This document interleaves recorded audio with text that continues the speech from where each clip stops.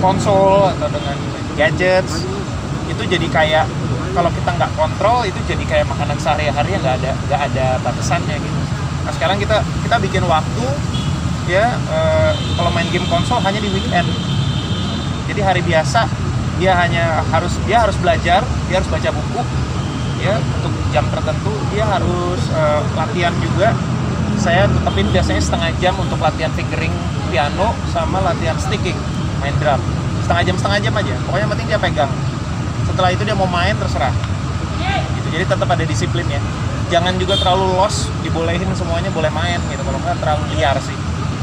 Dari mah tegas juga kan dalam hal gadget atau galak. Kalau Rima itu galak banget, dan kita sering kali main kita main good cop bad cop gitu ya, jadi main menteri hitam menteri putih gitu di satu sisi, karena ada beberapa hal dia minta tolong saya karena negosiasi ke ibunya gagal, atau di hal yang lain dia minta tolong ibunya karena negosiasi dengan saya gagal.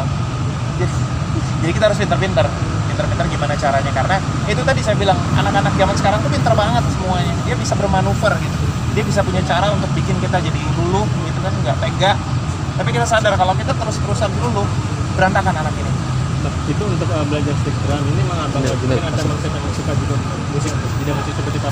Dia suka, dan dia banyak kali keinginan, dia pengen bikin konten, dia pengen main drum, dia pengen bikin musik gitu ya, segala macam. Tapi saya tetap kasih tahu bahwa latihan ini adalah untuk menjaga supaya kamu disiplin.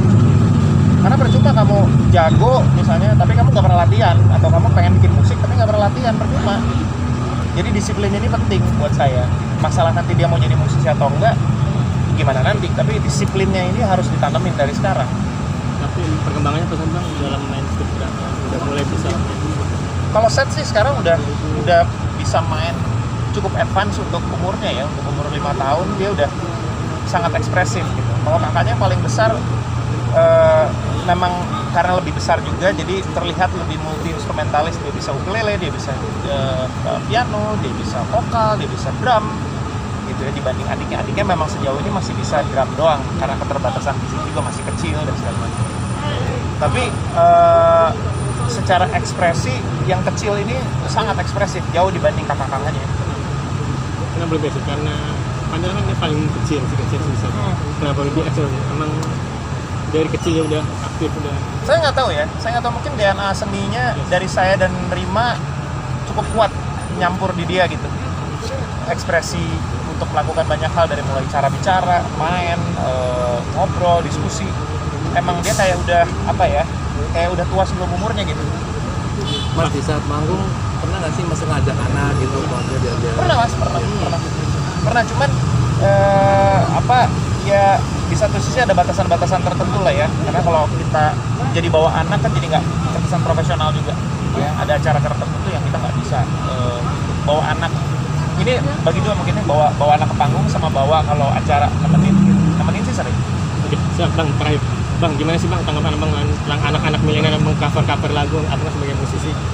Silakan, kalau saya sih bebas mengcover, tapi kembali lagi ini bukan hanya anak-anak milenial sih ya, karena anak-anak milenial itu juga bisa begitu karena nggak ada yang ngasih tahu, dan itu tanggung jawab kita yang bukan milenial ini untuk kasih tahu, dan kitanya diam aja.